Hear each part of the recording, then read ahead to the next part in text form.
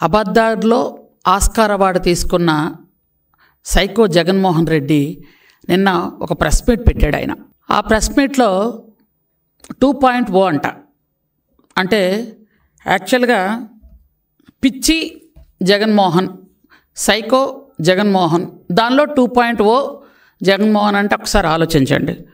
అంటే పిచ్చి ఏ రేంజ్లో ఉంది, సైకో ఏ రేంజ్లో ఉంది అనడానికి 2.0 సైకో జగన్మోహన్ రెడ్డి. ఇప్పుడు ఎందుకనంటే అతనే ఒప్పుకుంటున్నాడు, 5 సంవత్సరాలు నేను ఎవరిని కలవలేదు, 5 సంవత్సరాలు నేను ఎవరి ముఖం చూడలేదు, 5 సంవత్సరాలు కనీసం ప్రజాప్రతినిధులతో మాట్లాడలేదు, 5 సంవత్సరాలు కార్యకర్తలను పట్టించుకోలేదు, 5 సంవత్సరాలు కేవలం డబ్బులు దోచుకోవడంలోనే నేను దృష్టి పెట్టి ఉన్నాను. ఇప్పుడు అలా కాదు, ఇప్పుడు జగన్మోహన్ రెడ్డి 2.0 అంటే ఇంకా దోచుకోవడం ఎలాగో నేను మీకు చూపిస్తాను, కాబట్టి ఇప్పుడు అందరినీ కలుస్తాను అని చెప్తున్నాడు ఆయన. అసలు అతనికి నాకు తెలిసి మతి సరిగా పనిచేయదు. ఎందుకనంటే ఆయన ఆత్మలతోని వాళ్ళ నాన్నతోని మాట్లాడుతూ ఉంటాడు. మనకెప్పుడు తెలిసిన విషయమే, ఎందుకంటే గత చాలా సంవత్సరాలుగా మనం వింటున్నాం, చూస్తున్నాం.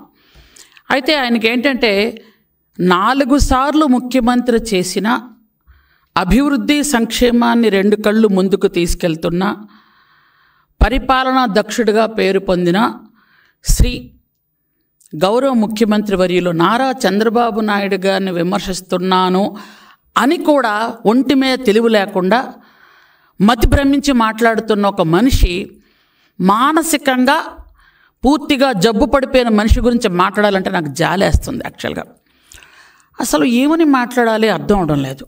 ఎందుకనంటే ఆ పాపం ఆ మందులు పనిచేయడం లేదేమో అని నాకు చిన్న అనుమానం కూడా ఉంది. లండన్లో తెచ్చుకునే మందులు పనిచేయడం లేదు, పోను సరే ఇంక వేరే హాస్పిటల్కి వెళ్ళాలంటే డబ్బులు లేవేమో, కానీ నేను ఒక పని అయితే చేయగలుగుతాను. ఆయన కోసం రికమెండ్ చేసి సీఎం రిలీఫ్ ఫండ్ నుంచి కొంత డబ్బులు ఇప్పించే ఏర్పాటు చేస్తాను, కొంచెం మంచి డాక్టర్ దగ్గర చూపించుకుంటే బాగుంటుందని నేను అనుకుంటున్నాను. ఎందుకంటే పాపం వయసు కూడా చిన్నది అంటున్నాడు కదా, ఈ వయసులో పాపం పూర్తిగా మైండ్ పోయింది. మైండ్ పోవడం వల్ల ఆయన చేసిన అప్పులు మనం చేసినట్టుగా చూపిస్తూ ఆయన ఎవరితో మాట్లాడుతున్నాడో మనకు తెలియదు. ఎందుకంటే ఆయనకి యాక్చువల్గా పెద్దలంటే గౌరవం ఉంటుందని మనం ఎప్పుడు అనుకోవడానికి కూడా లేదు. కారణం ఏంటంటే ఒక తండ్రి దాదాపు వయసు, అంటే రాజశేఖర రెడ్డి గారి వయసు, చంద్రబాబు నాయుడు గారి వయసు ఇంచుమించు ఒక వయసు ఉన్న తండ్రి లాంటి ఒక మనిషి మీద తండ్రి లాంటి అన్నా కూడా తప్పేనండో. ఎందుకంటే తండ్రి చనిపోతే అక్కడ ఆ శవాన్ని పెట్టుకొని దాని మీద పేలాలు ఏరుకొని అక్కడ రాజకీయం చేయాలనుకున్న మనిషి కాబట్టి పెద్దవాళ్ళంటే గౌరవం ఉంటుందని నేను అనుకోను. అలాగే చిన్నాన్న, ఇంకా చిన్నాన్ని సొంత చిన్నాన్న అంటే తండ్రి తర్వాత తండ్రి, అలాంటి తండ్రిని చంపడంలో మహానుభావుడు పాత్ర ఎంత ఉందో అనేది వాళ్ళ చెల్లె సొంతంగా చెప్పింది. కాబట్టి ఆయనకి పెద్దలంటే భయం భక్తి ఉంటుందని కానీ మనం ఎప్పుడైతే అనుకోవడానికి లేదు. కాబట్టి ఎందుకంటే ఇవన్నీ చూస్తూ ఉంటే మనిషికి మతి పనిచేయట్లేదని క్లియర్గా అర్థమవుతుంది మనకి. ఎందుకనంటే ఏప్రిల్ మేలలో 20,000 కోట్ల రూపాయలు అప్పు చేసినటువంటి ఈ పెద్ద మనిషి అప్పు చేసిన వెంటనే ఎలక్షన్ వచ్చేసింది. ఆ డబ్బులు ఏం చేశారయ్యా మీరు? ఎవరికి పంచారు? తాడేపల్లి కొంపలో వేశారా? తాడేపల్లి కొంప కట్టారా? మీరు యాక్చువల్గా చెప్పాలంటే ఆంధ్రప్రదేశ్లో ఉన్నటువంటి డబ్బంతా గత 5 సంవత్సరాల్లో దాదాపు 20 సంవత్సరాలని ఆంధ్రప్రదేశ్ నెట్టేసి మీరు చేస్తున్న పని ఏంటి?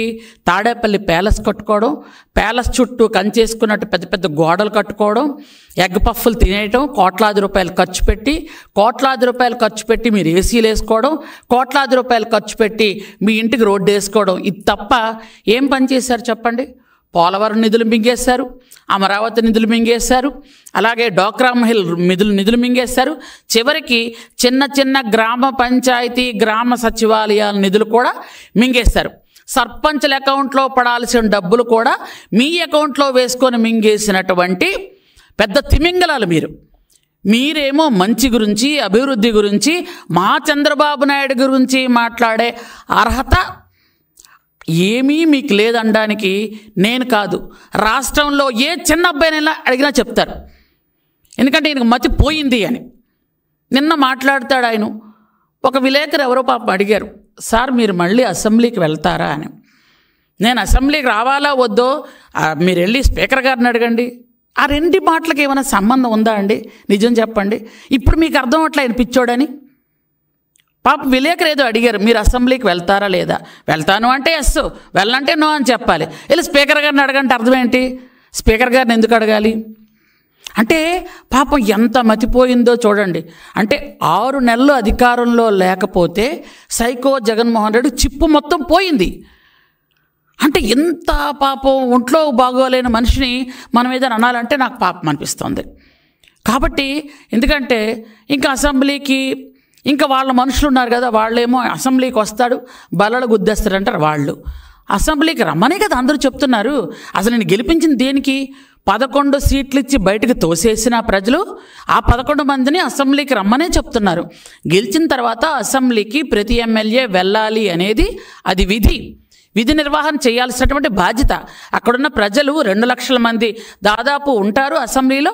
వాళ్ళు వచ్చి వాళ్ళ కష్టం సుఖం ఇక్కడ చెప్పాలి, నియోజకవర్గానికి అభివృద్ధికి నిధులు తీసుకువెళ్ళాలి అని అంటే ఖచ్చితంగా అసెంబ్లీకి వచ్చి మంచి చెడ్డ మాట్లాడాలి. మీరు మాట్లాడినప్పుడు మీకు పదవులు ఎందుకు? రాజీనామా చేసేయండి. దానికి ఎందుకు మరి? ఇంకా స్పీకర్ని అడగండి, లేదా మంత్రిని అడగండి, ముఖ్యమంత్రిని అడగండి. ఇదేంటిది? అంటే మీకు 11 సీట్లు రావటమే గొప్ప ఈసారికి. ఎందుకంటే పంగనామాలు పెట్టారు అందరికన్నా, ఒక పంగనామం పోయింది, 2 పంగనామాలు మీకు మిగిలాయి. 151 సీట్లు సంపాదించామని విర్రవీగారు. 5లో ఉన్న మధ్యలో ఉన్న 5 పంచభూతాలు ఆవిరైపోయి మీకు ఆ 11 మిగిలాయి. ఎందుకనంటే మనిషిని ఎప్పుడు కూడా భూమి మీద కాలుండాలి. అవి లేకుండా ఇష్టానుసారంగా మాట్లాడి, ఇష్టానుసారంగా ఆడవాళ్ళని దూషించి, ఆడవాళ్ళని ఎంత దారుణంగా 5 సంవత్సరాలు మీరు ఆడవాళ్ళతో బిహేవ్ చేశారు. ఆడవాళ్ళని ఎంత దారుణంగా హత్యలు, నేరాలు, ఘోరాలు, రేప్లు, చిన్న పసిపిల్లల మీద కూడా అంత అగాత్యాలు చేసినా ఎక్కడంత దారుణంగా కనీసం మీరు ఎవరి మీద ఒక్క క్రమశిక్షణా చర్య తీసుకున్నది కూడా లేదు. చంపేసి డోర్ డెలివరీ చేసిన ఎమ్మెల్సీని పక్కన పెట్టుకునే తిరుగుతారు. పొడి చేసి వెళ్ళినటువంటి కార్యకర్తలు మీ పక్కనుంటే వాళ్ళని పట్టుకొని మీరు మీటింగులు చేస్తారు. ఇట్లాంటి స్వభావం ఉన్న మీరు, సొంత తల్లిని చెల్లిని బయటికి నెట్టేసిన మీరు ఈరోజు నీతులు చెప్తున్నారు. అంటే ఆ నీతుల్ని ఏమనుకోవాలి? అసలు ఇవి నీతులా? మీరు గత 5 సంవత్సరాలు బూతులే మాట్లాడారు. ఇప్పుడు మీ నోట్లో నుంచి నీతులు వస్తూ ఉంటే అవి కూడా ప్రజలకి చాలా దారుణంగా వినిపిస్తున్నాయి. ఎందుకంటే మీ అంత అసహ్యంగా, మీ అంత అవమానకరంగా, మీ అంత గుబ్సాకరంగా మేము మాట్లాడలేం.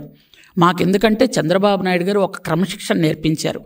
క్రమశిక్షణతో, నీతి నిజాయితీలతో పనిచేస్తున్నటువంటి తెలుగుదేశం పార్టీ కార్యకర్తలం మేము. కాబట్టి మీకు మతిపోయి మాట్లాడుతున్నారు. మీకు అసెంబ్లీకి రావాలి అనిపిస్తే రండి, రాకూడదనుకుంటే రాజీనామా చేసి పొండి. అంతేగాని చంద్రబాబు నాయుడు గారిని ఇంకొకసారి నోటుకొచ్చినట్టు మాట్లాడితే, మొన్నసారి 11 సీట్లతో బయటికి గెంటేశారు. ఈసారి వచ్చి మీ చొక్కా పట్టుకొని ఖచ్చితంగా కార్యకర్తే కాదు ప్రతి ప్రజలు కూడా నిలదీసి అడగాల్సినటువంటి ఒక దురదృష్టమైనటువంటి చర్య తెచ్చుకుంటారు మీరు. ఎందుకంటే దానికి భయపడే మీరు దేనికి రావట్లేదు. పైగా జగన్మోహన్ రెడ్డి బయటకు రావాలంటే శవం ఉండాలి ఖచ్చితంగా. ఆయన శవం చూస్తేనే కారు వెళ్తుంది, శవం చూస్తేనే ఈయన నడవగలగాడు. ఎందుకంటే ఆయనకి శవాలతోని రాజకీయాలు, శవాలతోని బిజినెస్లు చేయటం అలవాటు ఆయనకి. కాబట్టి ఈయన బయటకు వచ్చాడు అంటే ముందు వాళ్ళ ఇంట్లో వాళ్ళే భయపడతారు. ఎందుకంటే ఫస్ట్గా ఆయన సీఎం అవ్వాలంటే చిన్నాన్న పైకి లేపేశాడు. మొన్నసారి వాళ్ళ అమ్మ చెల్లి ఎంత భయపడ్డారంటే మళ్ళీ ఈయనకి పదవి కాలంలో మా ఇద్దరిలో ఎవరు పోతారు అని భయపడ్డారు. మొత్తానికి ఏదో ఆ భగవంతుడి దయ వల్ల వాళ్ళకి ఆయుష్ గట్టిగా ఉండి వాళ్ళు ఎక్కడో దాక్కొని వాళ్ళ అమ్మను అతను బయటికి పంపించాడు కాబట్టి సరిపోయింది.